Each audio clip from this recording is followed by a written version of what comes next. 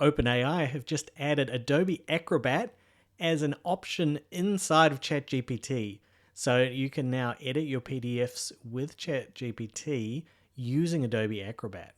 In order to add Adobe Acrobat to ChatGPT, in ChatGPT, come down to the left-hand corner and go to Settings.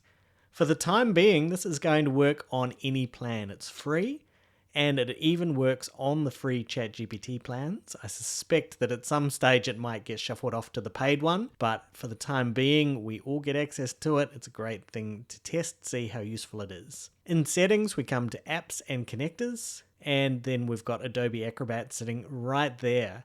And if we scroll down, we can see there's actually a number of different other apps that are pretty handy that we can add in as well. But we'll click on Adobe Acrobat and then click Connect. If you have an Adobe account, then you can connect it up with the account.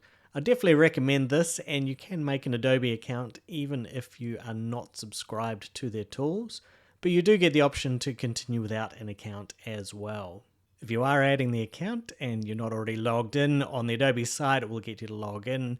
After that, when we come to ChatGPT, we hit the plus, we come down to more, and we'll see that Adobe Acrobat is now one of our options here. So we click on that. It appears at the bottom here, just like Deep Research or Canvas Mode, the other things that we would normally be doing in ChatGPT. Okay, so let's give it a test. We've got Adobe added here. We've also added Adobe Acrobat, and you can see that it's bolded that as the start of my prompt. And I want it to redact my name from this document. So I've tried to test it out a couple of times.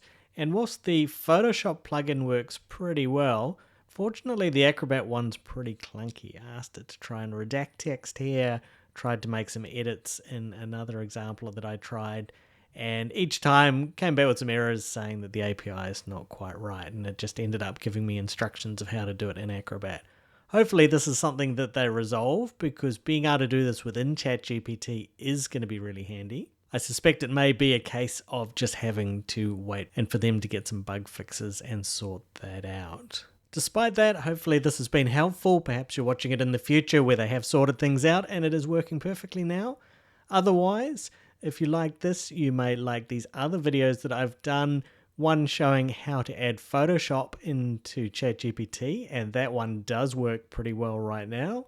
And one on how to use the Canvas mode in ChatGPT. So I'll link up both of those videos for you to watch next.